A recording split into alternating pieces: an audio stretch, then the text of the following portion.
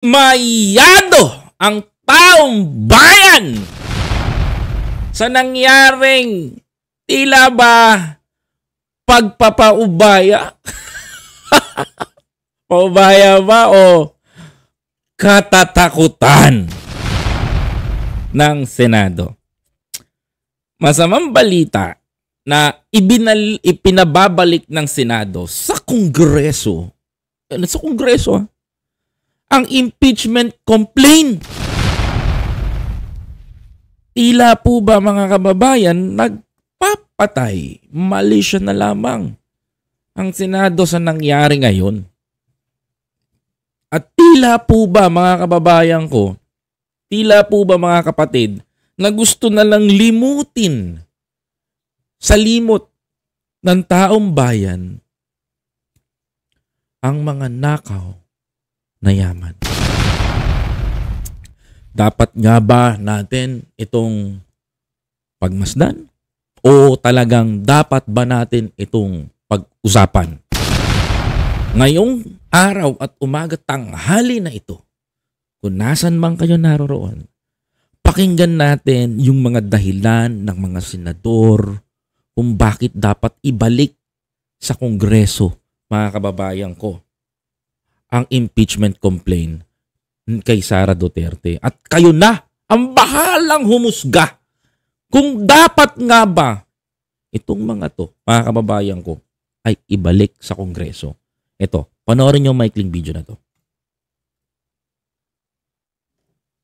Mr. Presiding Officer, I just wish to give my remarks and second the motion of Senator Judge Bato de la Rosa. I agree with the motion of Senator Judge Bato. Ang gusto nating pakinggan nyo mabuti sasabihin ni SBG. Kalabasan ng paglilitis na ito ay hustisya. Ang sabi ni SBG, mga kababayan ko, ang gusto, narinig nyo hustisya. Mga kababayan ko, klarong-klaro, mga kapatid, narinig nyo mismo kay SBG, mga kababayan ko, ang gusto natin dito sa chamber na ito, mga kababayan ko, ay lumabas ang isang hustisya. Siyempre, justice. Tama ka doon, SBG. Ako naman din, justice ang kailangan eh. Diba? Kaya kayo nakasuot ng robe. Diba? Naging senator judges kayo. Mga kababayan ko. See? Diyan pa lang, narinig nyo na. Even SBG sabi niya, hustisya. What kind of justice ang meron ngayon sa Senado? Hindi, sa totoo lang. What kind of justice ang meron ngayon sa Senado? Mga kababayan ko. Kung hindi nyo pinakikinggan ng taong bayan, because the Filipino people said 88% of the population ng bansa natin nagsasabing dapat magpaliwanag si Duterte. Ano yung justice na sinasabi nyo? Kung hindi nyo kayang ibigay. Di ba? Hindi politika. There is no politics talaga, mga kababayan ko. Mararating lang natin ito kung masasagot ang mga katanungang na hindi nabibigyan ng linaw hanggang ngayon. Correct. Nasaan ang confidential fund? Saan napunta? Sino si Kokoy Villamin? At sino-sino ang mga tao, mga kababayan ko, na kumuwat, kumubra ng confidential fund ni Buday? Na hindi dapat ito patagalin, pero hindi rin dapat ito madaliin. Yes. At the very least, pag-aralan natin ito ng mabuti. Baka naman maaari natin itong ibalik o i-remand muna natin. Tama naman po ang accountability. Tama ka naman dun, SBG. There is an accountability. But the question is, paano natin mapapanagot yung mga taong nagkasala ba sa batas? You said, mga kababayan ko, sabi mo dito, Mr. Senator, sabi nyo po, hustisya ang kailangan ng taong bayan. What kind of justice ang kailangan natin? Paano natin mapapanagot yung tao kung ito ba ay nagkasala o hindi? Kung ayaw nyo ituloy yung impeachment complaint dyan sa Senado. Tama ba, mga kapatid? Huwag lang pong politikahin. Actually, there's no politics inside mga kababayan ko Wala naman namumulitika pagdating, mga kababayan ko, pagdating sa impeachment. Kasi ang tinatanong dito, naasaan Nasaan napunta yung pera ng taong bayan? Yun ang tanong dito. Wala naman sa sinabi pag humarap doon si Buday sa Senado, sa chamber, sasabihin ba doon, pinupolitika ka ba namin? No, wala. 'Di ba? O yun nga pala, hindi ko inaaway sa SBG ha. Hindi ko inaaway sa SBG dito. Pinapakinggan ko lang yung sinabi niya. May tamang proseso ang impeachment. Dapat pag-aralan natin ito ng mabuti under Article 11, Section 3 of the 1987 Constitution. A verified complaint for impeachment may be filed by any member of the House of Representatives or by any citizen upon a resolution or endorsement by any member thereof. Yun lang. It shall be included in the order of business within 10 days and referred to the proper committee within 3 session days thereafter. On December 2, 2024, the first impeachment complaint endorsed by members of the House of Representatives was filed before the Secretary General of the lower house. Second and third...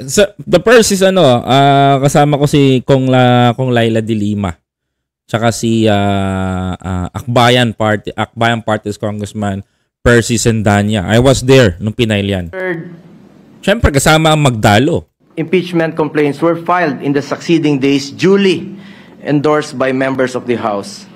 Under Section 3 of the House Rules of Procedure in Impeachment Proceedings, a verified complaint for impeachment shall be filed with the Office of the Secretary General and immediately referred to the Speaker. Despite this rule, Mr. Presiding Officer, the 3 impeachment complaints filed were never referred to the Office of the Speaker. Kasi inantay pa, if I'm not mistaken, mga kababayan ko, inantay pa yung magpa-file. So, 4 kasi ang nag-file. I think 4 ang nag-file ng impeachment complaint laban dito kay Buday. Kung hindi ako magkakamali. Instead, a 4th verified impeachment complaint signed by more than 200 congressmen, which now constitutes the articles of impeachment, was transmitted to the Senate. This brings into question the legality of such move when the Constitution provides that no impeachment proceeding shall be initiated against the same official more than once within a period of 1 year. Para sa ordinaryong mamamayan at lalo na sa aming mga binigyan ng tungkulin na maging senator judge sa paglilitis na ito. Ano ang sagot mo? Yan ang tanong dito. This opens up a lot of questions. At ang iniiwasan natin ay yung magpapasya tayo sa isang bagay na makakaapekto sa buhay ng bawat Pilipino. Nako. What kind of affecting the lives of the Filipino kung tinatanong ng Pilipino, kung tinatanong dito ng Pilipino, where is asan napunta ang pondo at pera ng taong bayan? Because the biggest question is, mga kababayan ko, sino si Kokoy Villamil? Sino si Mary Grace Piatos? Are they true Filipino citizen ba to? May birth certificate ba tong mga to? Yan ang pinakamalaking question dito, mga kababayan ko eh. And ayun ang tinatanong ko po dito, Mr. Senator. Ano po ang naging tugon ninyo? Ba't hindi nyo po kayang pakinggan ng taong bayan? Ay once again, sinasabi ko po, hindi ko po kinaaway si SBG. Wag po kayo magalit sa akin, mga taga-suporta ng SBG. Marami po kayong subscriber ko. Okay? Tinatanong ko lang po, how can we define o maipaglalaban ang karapatan ng Pilipino? Because you are the #1 senator, Mr. Senator. Makaka-apekto sa trabaho natin na makatulong sa tao. Tapos hindi naman pala dumaan sa tamang proseso. What kind of tamang proseso? Tinapos ng Congress? Nasa Senado? Sino may mistake? Mga kababayan ko, kayo pong sumagot. Tinapos ng Kongreso ang laban, inangat sa Senado, sino may pagkukulang? Diba? Mapapangiti na lang yun. Pagpicturan. Tama? Hindi. Kasi ang laki ng pagkakataon, ang laki ng araw, dinelay eh. Diba? O pagpicturan. O diba? Siya na, mga kababayan. Yes, task to decide on this matter. Hindi na circumvent ang batas. Dapat nasunod ang due process at ang rules. Hindi pwedeng shortcut. Yes.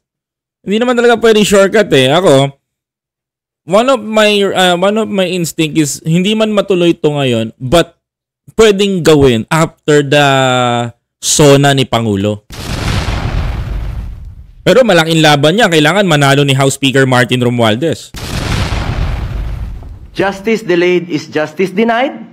Correct! Justice delay is justice denied!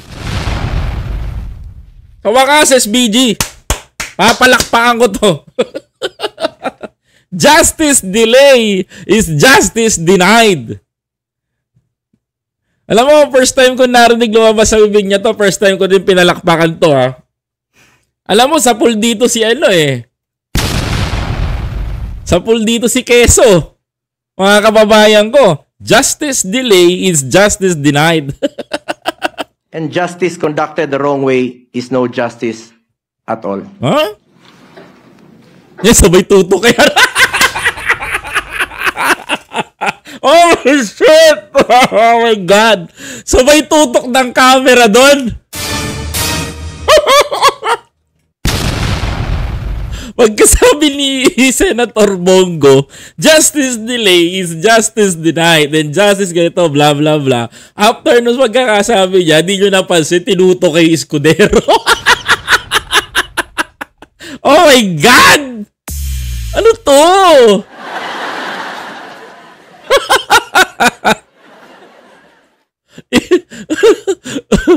Senator Chiso, ano nangyari? Dinodog show ka dito.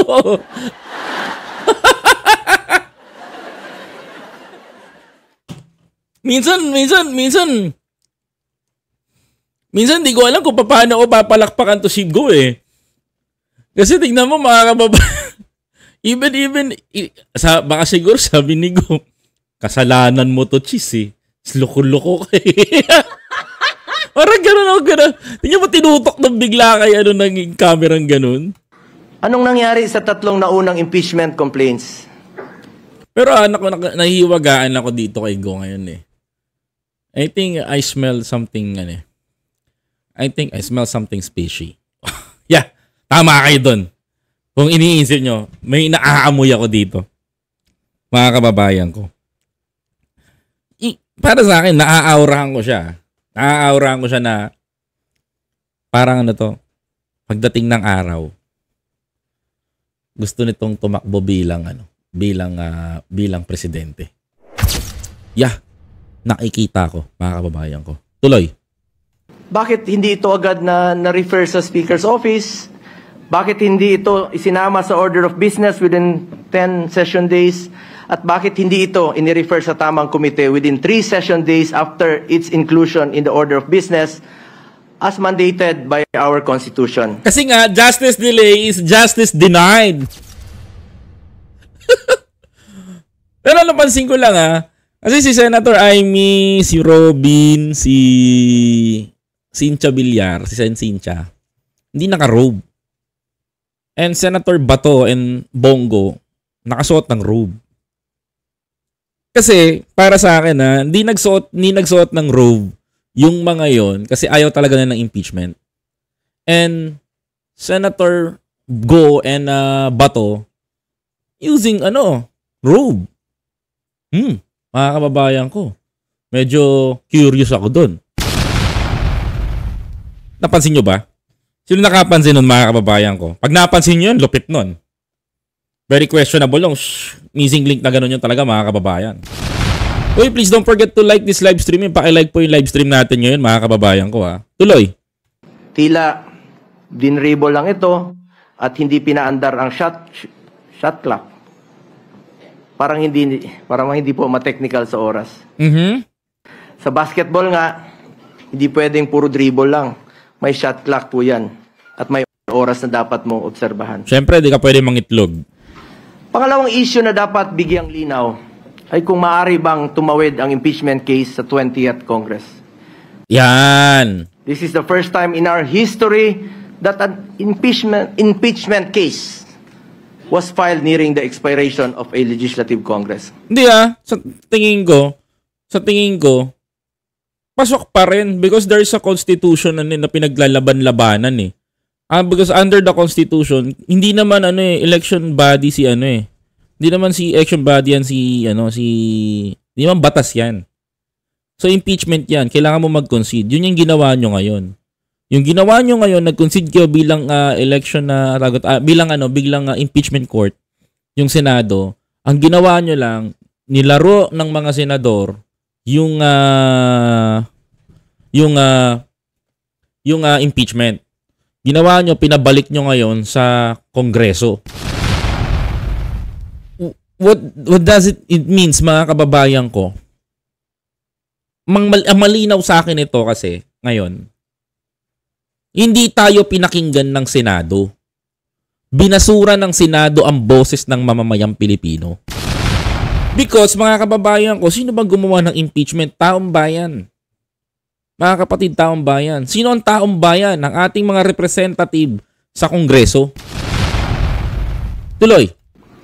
The reality is, we do not have enough time.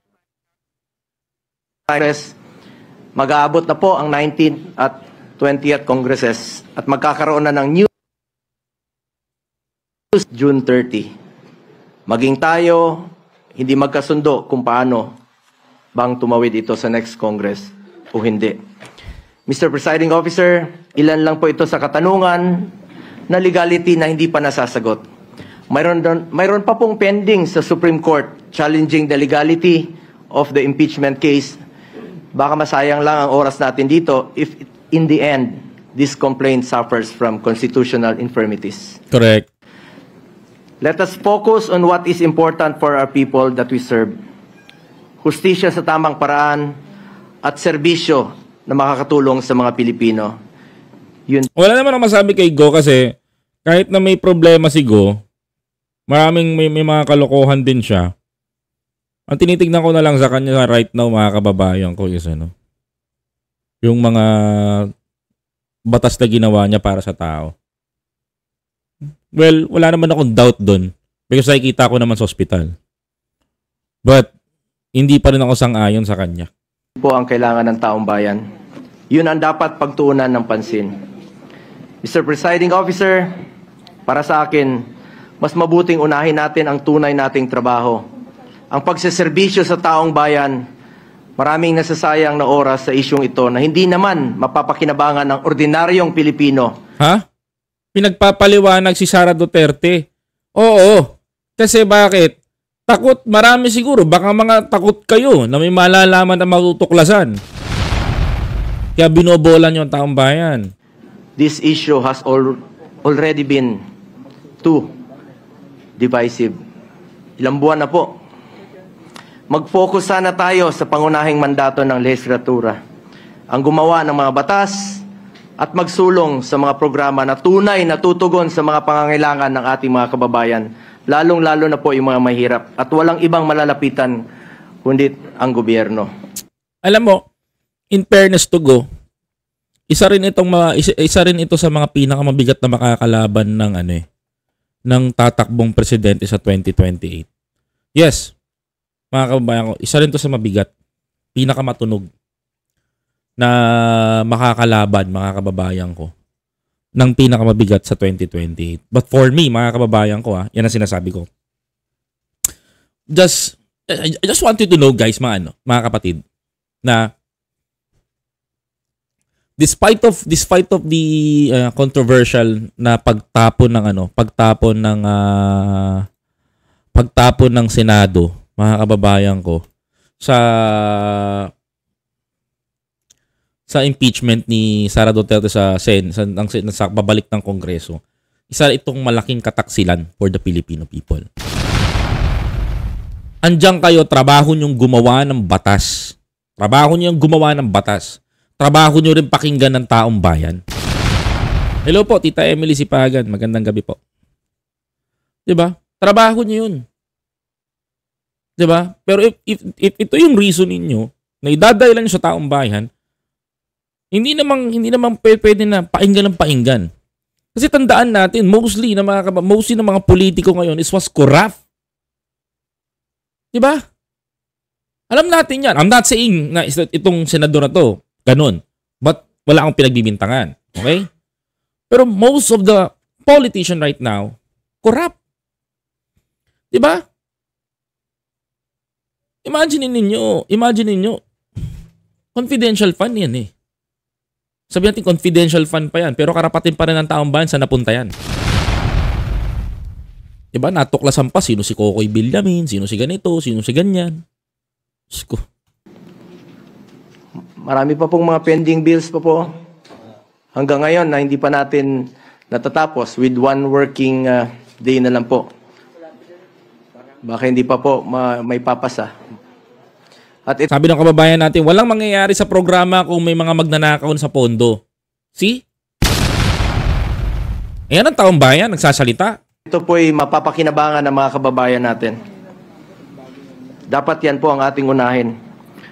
As raised by some of our colleagues yesterday, that in as far as the impeachment case is concerned, based on the results of the recent midterm elections, I believe the Filipino people have decided at ang kanilang desisyon, mas gusto po nilang tutukan natin ang trabaho at serbisyo. No! Tigilan na natin ang pamumulitika. No, like I said, Mr. Senator, wala namumulitika sa inyo dito. Wala namumulitika kay Sara dito. Ang tawag dito, pinagpapaliwanag lang si Sara ng taong bayan kung saan niya dinala ang pondo at pera ng taong bayan. Yun ang maliwanag dito. From the SWS survey, kung saan ka nag-number 1, Mr. Senator, diba? Pinagpapaliwanag po si Sara, there is an 88% of the population of the Filipino people na gusto siyang pasagutin sa Senado. Paano natin mapapasagot sa Senado si Buday? Using impeachment. Doon natin siya kayang ipatawag. Yun ang hindi nyo ginawa. Ngayon pinagtatakpan ninyo ng mga proyekto na ginagawa sa gobyerno. Eh, ang tanong dito, kahit gumawa kayo na gumawa na napakaraming proyekto sa gobyerno, kung may mga abusado sa pondo ng pera ng taong bayan, may mangyayari ba sa atin? Wala! Cycle lang ang mangyayari. Paulit-ulit lang itong mangyayari. Paulit-ulit lang mga kababayan ko na nanakawan tayo ng nanakawan ng mga nakaupo sa gobyerno.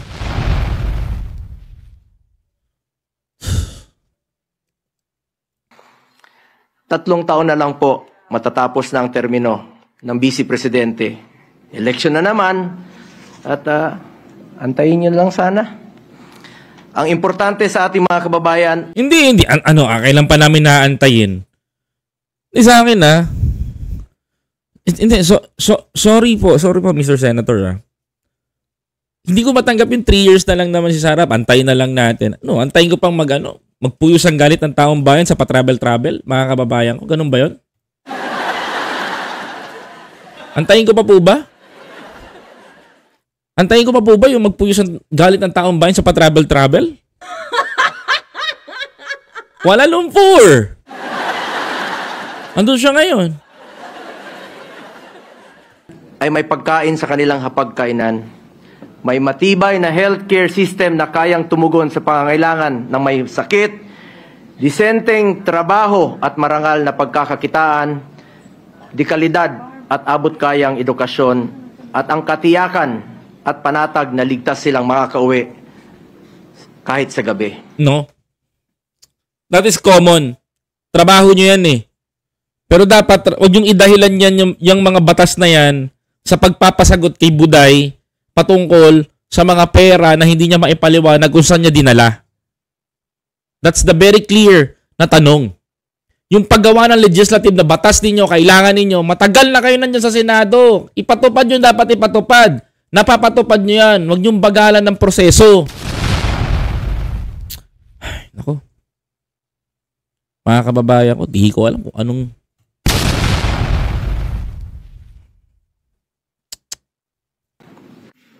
Hindi naman nakakain itong impeachment. Hindi ka nakakain ng impeachment. Pero napapatunayan natin kung sino ba dapat na nagkakasala.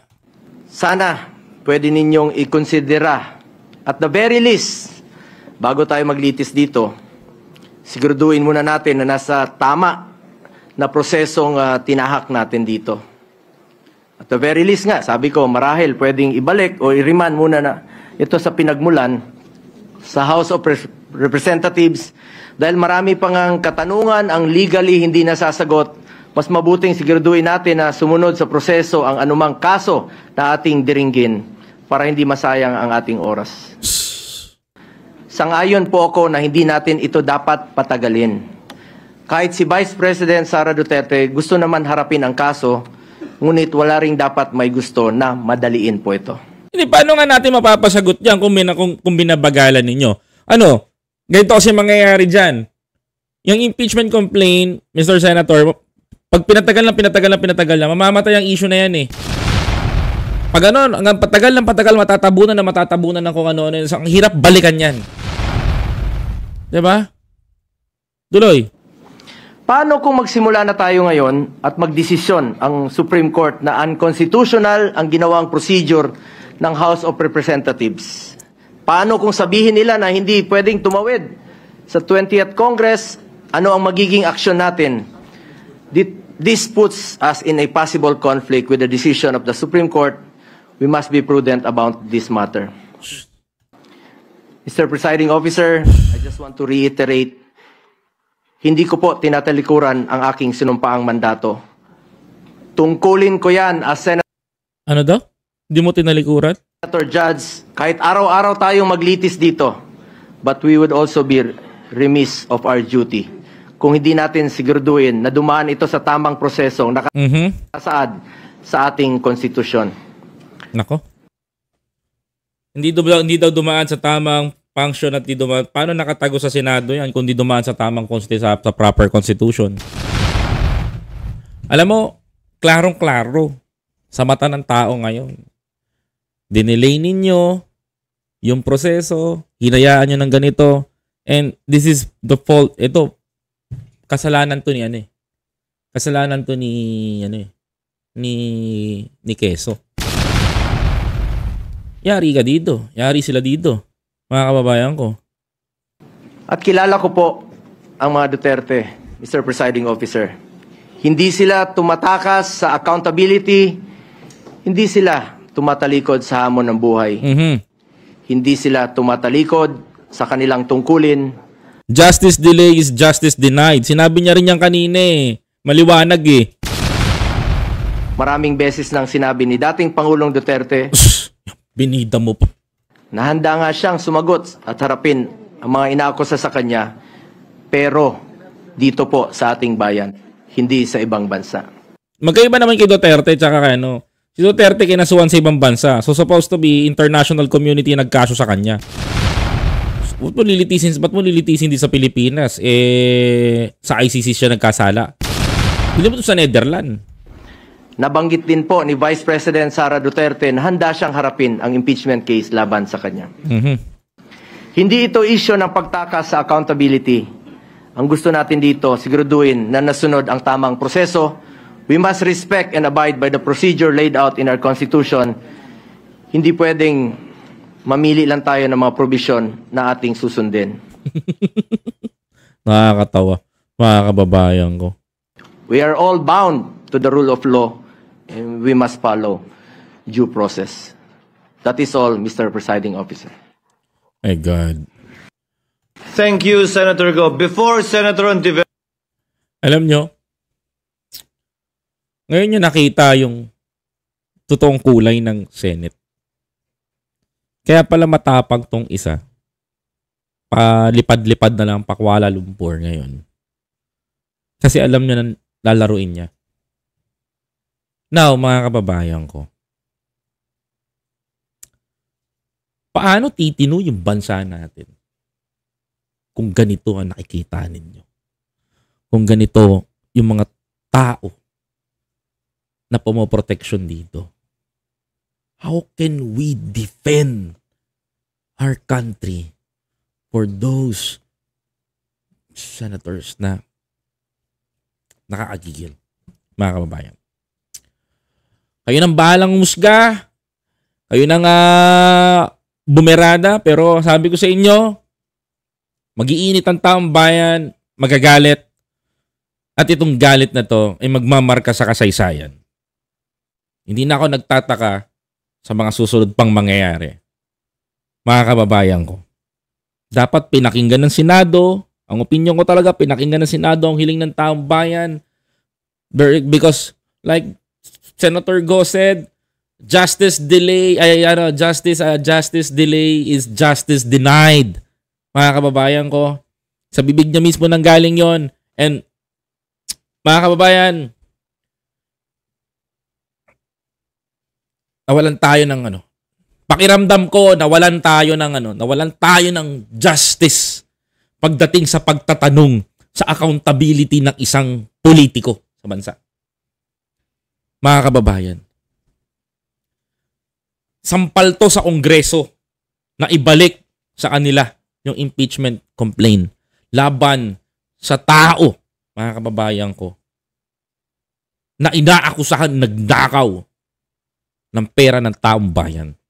Kung si Erap, mga kababayan ko, na-impeach sa Jose Velarde account at sa mga ginawa niya, bakit ito lantaran ang pagnanakaw pero ayaw panagutin ng mga kaalyado na politiko? Kayo na ang bahalang umusga, ayoko sa akin, mga kababayan ko. Huwag mong kalimutan na mag-follow, like, comment, share, and subscribe.